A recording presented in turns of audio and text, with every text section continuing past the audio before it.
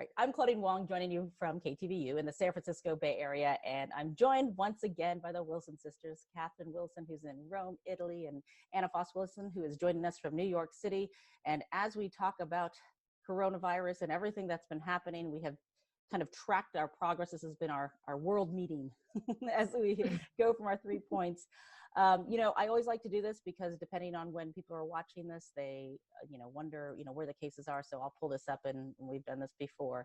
There's our total confirmed cases over there. And if we take a look at where we are in the US at the top, Italy has dropped down, which is the good news. Although if you see in the number of deaths over here, the US and Italy in numbers, I mean, obviously the US much, much higher. But Italy, in comparison to the rest of the world, still has a lot of deaths because that was the epicenter there as well. So let me ask the two of you how you guys are doing. Anna, are you healthy and feeling well again? I know you thought.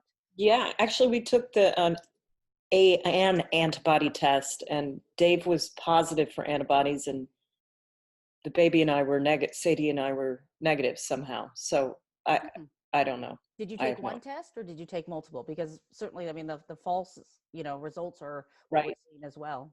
We took one LabCorp test, and I think we'll take another one.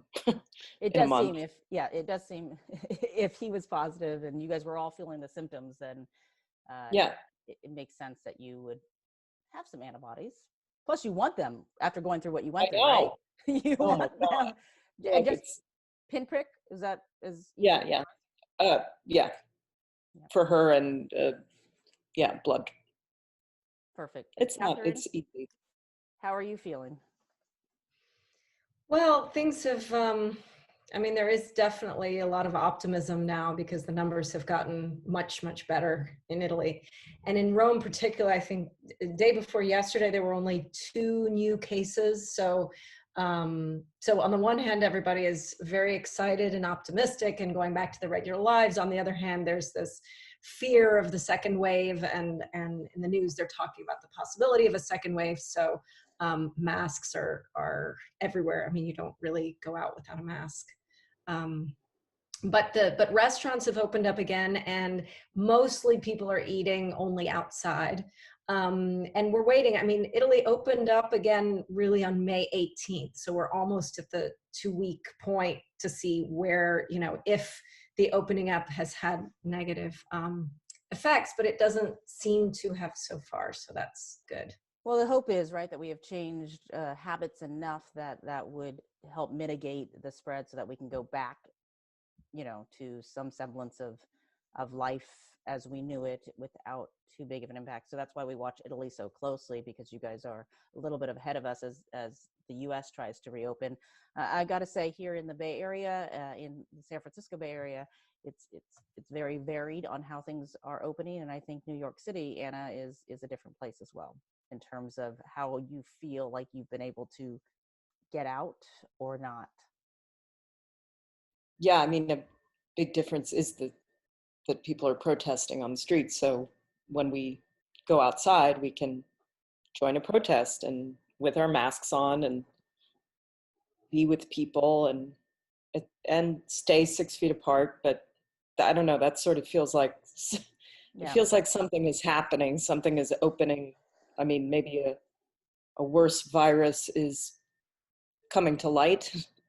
Racism. So prior to this week, though, and sorry to interrupt you, but what was the situation in terms of how that's changed from a week ago until where we are today in terms of the protests we're seeing really across our country and across the world? Yeah, I mean, well, last week we didn't have any, and as of a couple days ago, we hear it every night on the street. Instead of going out at 7 o'clock and cheering for the workers, we're demonstrating. And Sadie and I, the baby and I, she says, "Mommy and Sadie go to protest." So we actually joined the other day. Oh, you did. I know you sent me some video. Let me see if I can play it as we go through it, so we can see some of where was this taken from? Is this taken from? That's outside my office. So you can see it. And that was, I mean, you can see the people in this video. You know, we've seen lots of videos where obviously there's no social distancing possible in with the numbers of people that are joining in. You know, this looks a little bit different where people, you know, and we make the distinction, right, between the protests and the marches and what's happening, and then the rallies are different as well, just because people have congregated in one place. And then of course, you know, it seems when the sun goes down, the looting and the destruction is another, you know. Yeah, I mean, this was exactly what we joined, and how it felt safe to, in terms of coronavirus, to do this. And then the problem kind of arises when the cops come in and stop it, and then people crowd up, and there's more danger when that happens, but otherwise it's peaceful. Yeah, Do there's no. most of the people have masks Oh when in the? yeah, yeah, yeah. Do you find though when you see some of the other, you know, that that that people are trying to make this effort, or do you think that there is the sense of being so caught up in making the issue of talking about George Floyd and Black Lives Matter and social justice, that it kind of just leaves the mind of, you know, I'm looking at this video that you sent to, and you know, most people it looks like are wearing masks, but you know, when people start talking or chanting, and obviously when people are very passionate, it just kind of changes the focus. Yeah, but it's powerful when everyone is chanting through their masks, "I can't breathe, I can't breathe." You know, they Yeah. literally, yeah, you know, they have their masks, so there is a we're we're we're loud enough, hopefully, without spreading the virus, Yeah, and I mean, you it wanted to has go and you gone wanted down. to be a part of this movement and this call for change. Was there a part of you that said, should I go? Should I do this? Is this safe given? I mean, and do you feel a little bit better or safer maybe because you do feel like you've already had COVID, that you can go out there safely? I mean, I think it's almost a matter of like, this is so important that I want to raise a white American child to be not racist in this country, that she needs to know that she can affect change. And, you know, we take our hand sanitizer everywhere, we spray, we wear masks, but it's like going to the grocery store, it feels like, to be participating in some way in some kind of change This is that's part of long life, right? overdue. This is part of, here's some pictures that you also sent as Yeah. well. Um, you know, in terms of what day, how many protests had been going on by the time you took these photos? These were from yesterday. Okay. So, you know, then last night there unfortunately was broken glass. Um, Yeah. today was a lot of cleanup, Do you but feel like things are calming down, or do you feel like things are just picking up steam? I mean, it's so hard to know. I feel like I saw this Trevor Noah piece about the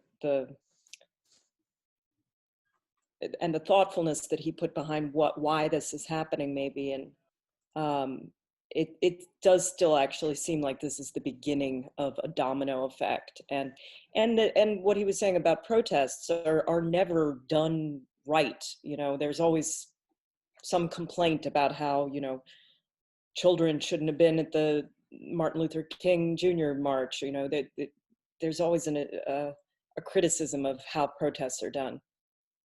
This is just probably the beginning. Yeah. In Italy, Catherine, are you seeing anything? I've seen some pictures, and I'll pull one up, you know, from Getty and from the different. This was Milan, so not where you are, but you know, a march and a flash mob, you know. But obviously, we can see from this, it's more of a show of, you know, we see what's going on in the U.S. They are all wearing their masks. They're obviously all distanced in this tweet, you know, that I'm pulling up. But are you seeing anything in Rome? There were some demonstrations today. Today was a national holiday in Italy, so and it was decided that there could be no parade. It's sort of like the 4th of July. So usually there's a big parade and the airplanes and everything with the three colors, and so that was all canceled. And there were some kind of smaller protests and things here and there, but it is something that is on the minds and tongues of Italians right now. I mean, everybody is talking about that video, and everybody is saying to me, how do Americans feel? And that's the hardest question because I feel like there are so many different Americas, and I can speak for myself and what I feel seeing those images. And I can talk about, growing up white in suburban Washington, and my closest friend in high school was African American. And I remember, I'm talking 1990, and I remember saying to him once, "Oh, Malcolm, a cop is there," as if to say everything's going to be okay. A cop is there to me meant we're in a safe situation. And I remember him saying to me, "Katherine, if I see a cop, my heart starts beating like crazy." And I remember saying to him, "But you haven't done anything." And he kind of made, in jest, we were in high school, he made fun of, "Yeah, I didn't do anything, so the cop isn't gonna," and that was, I'm realizing, 30 years ago. I mean, Right. that is so long ago. And so you sort of try to explain some of that to Italians, but as we were talking about before, they're really shocked, not just because of the racism, but also because of the level of violence that police use, which is not something that happens in Italy. On the world stage, we try to, also interpret each other's cultures and what it means and what it says about, each different country. And people in the US do that when they see things happening in Europe and vice versa. So it makes sense that they would be, doing that there. I wonder the impact as well, because we're not traveling, because of COVID, and because, you might be the one American they can say, what's going on, versus, I was in Europe during, the last presidential election, and I had people stop me and they're like, okay, so you're an American, here's what I want to know. And now in this space, we're all, staying put, and there's not as many people to have this conversation. It's kind of an interesting space that we take it only from media and only from places, the internet, where we can see it, because the places where you would normally run into a lot of different people from a lot of different countries are empty. You also sent some video of as open, more open as you guys are getting, you're still not open. Tell me what that video is. This is the Appian Way. So it's the big road that the quote, all roads lead to Rome, and this is the most important road. And this is a road that would have been this was on Friday, it would have been completely blocked with traffic of people coming into the city through the arch. But there's absolutely no one, because people are still working from home. Right. So yeah, no one's, you're not talking to. All roads lead to home, not all roads lead to Rome.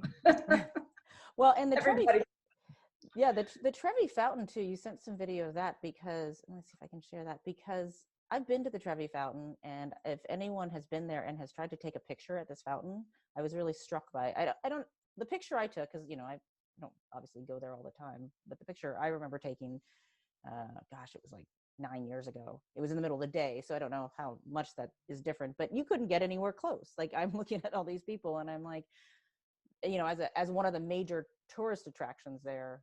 Oh yeah, and this was Saturday night. This was at the height of social, Roman social life. So it would have been absolutely packed back to people. So you can see people are out, but they're nothing close to what it usually is, and that's partly because there are no tourists. Yeah, these are all locals going. We never get to go see the Trevi Fountain because all those tourists are always there, and so we're going to go over now, and it's exactly. And people are saying, there are a lot of people who are saying, well, it's kind of nice to be in Rome because we can finally go see the Sistine Chapel, we can go see the Colosseum, there are not hordes of people. But then at the same time, the economy is in shambles, because this whole economy, restaurants, hotels, everything is based on international tourism. Well, and as we go back to this, I mean, yeah, these are the Spanish steps that, as well are, I mean, if when you have your list of where you want to go when you go to Rome, these are I so appreciate these videos, because these are the places that people will recognize going, oh, these are places that you want to be, and they really would be hard pressed to find a time when they look like this, Yeah. in recent memory or in any memory. I don't think I've ever seen photos where they they look like this.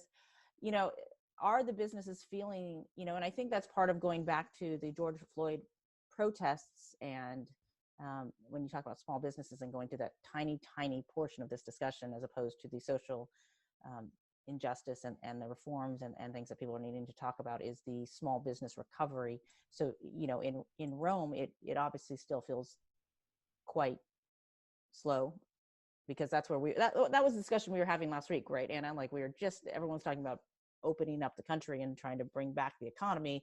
It's a very different discussion this week. No one, I think, is focused on that as much as they are these other larger discussions, on how we operate as a society. So does Catherine, Yeah, did you feel like those businesses are coming back?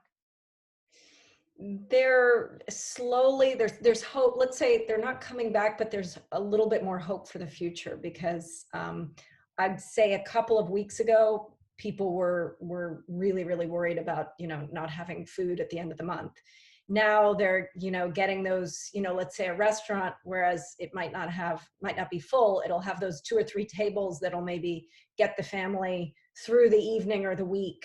And people are saying that on the 15th of June, all of Europe will be able to come to Italy. We don't know whether they actually will or not, but there's this kind of anticipation of, okay, well, Americans and Australians won't come, but maybe Germans and Dutch and French and Spanish. So maybe this is one of the most famous restaurants in Rome, at the Piazza del Popolo. And you can see that the outside tables there are people at outside tables, but if you go inside, there's no one. So it's kind of a slow starting up.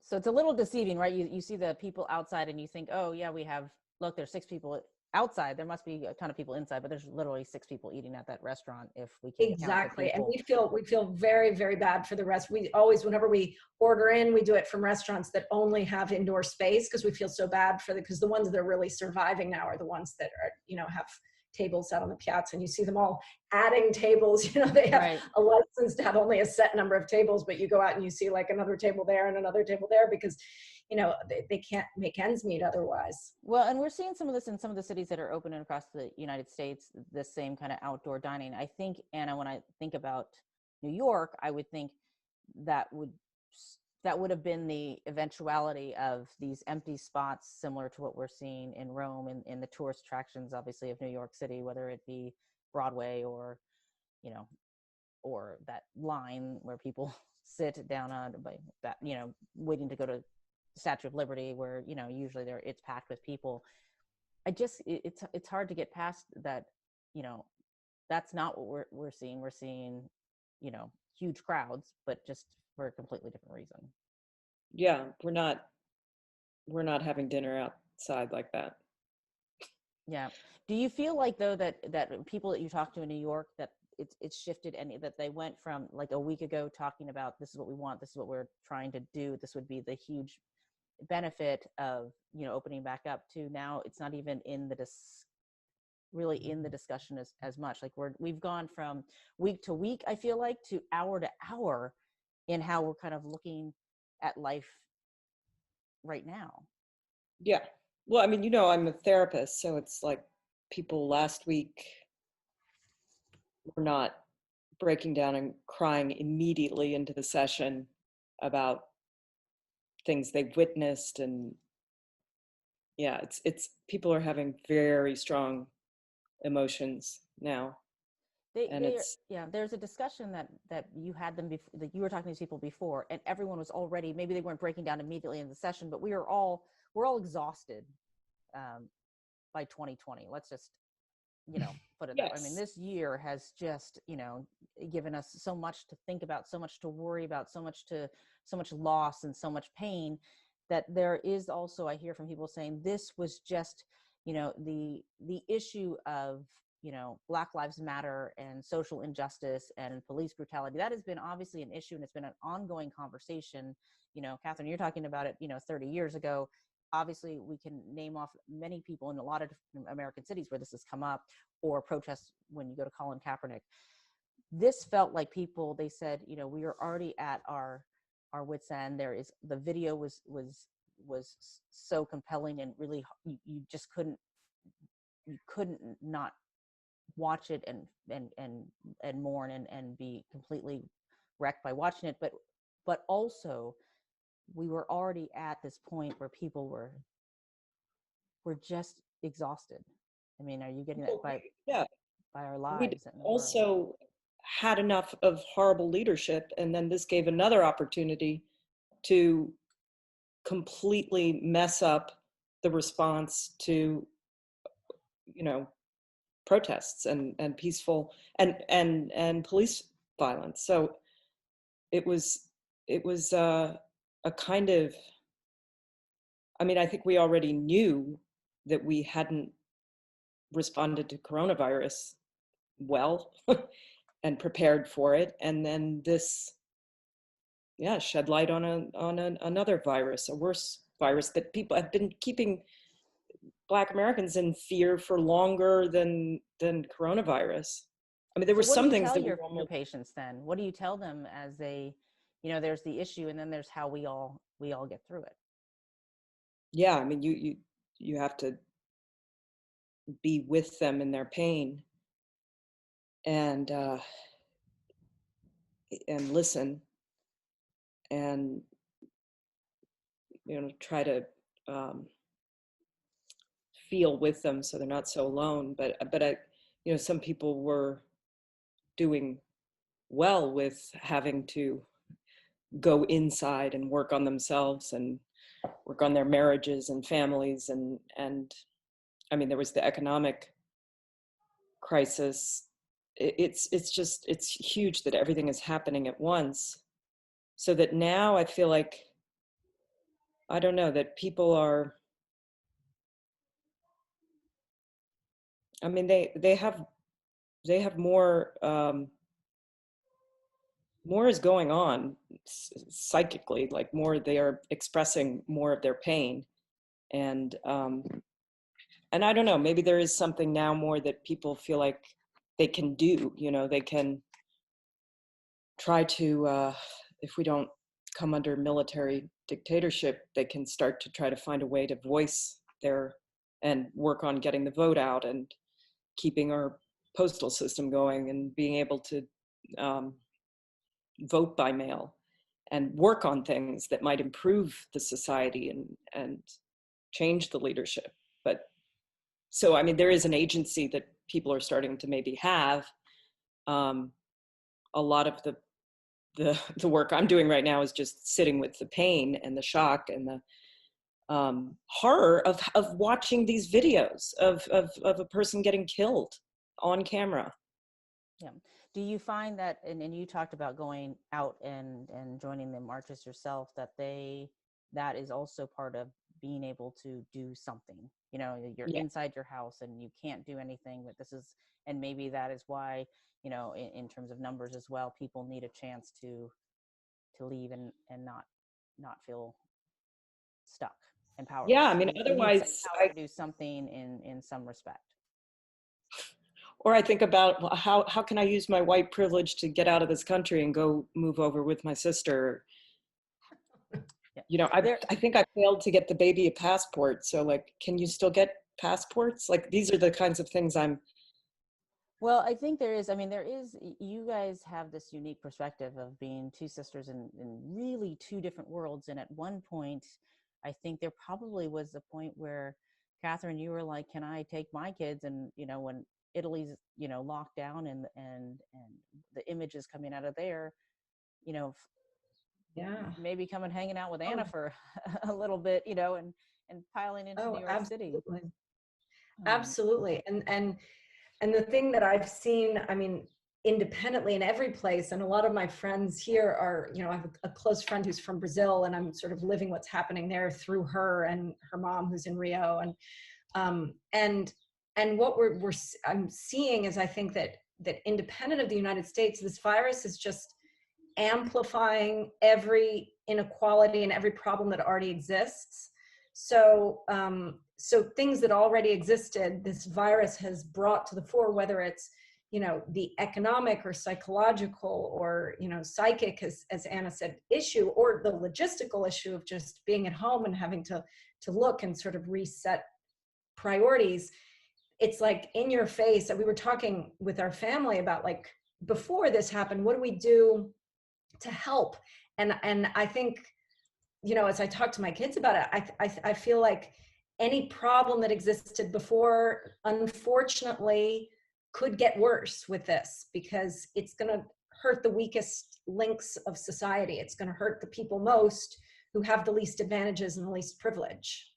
Yeah, it's certainly given us a worldview, and one that I think is, gosh, we started talking months ago, and every conversation, we've continued the conversation because they all keep changing. I mean, we started with,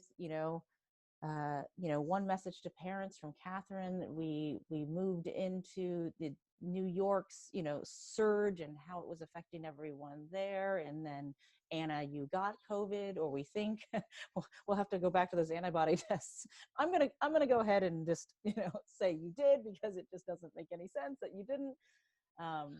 And then Italy opening back up and having some hope and having some space until, the But then also going back a little bit in full circle to the conversations we had, that I know, Claudine, you have teenagers too, going back to the conversations at the very beginning, where now my son, who's almost 16, is saying, okay, they're having sleepovers, they're playing basketball. Where do you draw the line when things are now allowed? And knowing that the numbers are so low, and knowing that the risk of him getting, hit by a motorino as he's walking there is probably much higher. But at the same time, we learned the first time around that there's so much uncertainty that there's no need, we don't need to, rush into opening things up, and we can little by little ease into life, maybe, but the 16-year-old doesn't understand that quite as well. Maybe. I think we're all having trouble understanding and feel some common ground with that. I feel like we're on the end of the cliff, and we've been sliding off this cliff, grasping for something to pull us back over for weeks and months now. And every time we think we've, to take a metaphor too far, I think we've got a vine, it comes out of the ground, and we got to reach for another one. Yep. And we got to reach for another one. And we just, and it's that you wonder how long we can, we're going to keep going because we have no choice. But certainly the normal that we miss, I fear, is never coming back. Although in these cases, when we talk about these huge issues that come up that maybe weren't getting the attention that they need, obviously they weren't.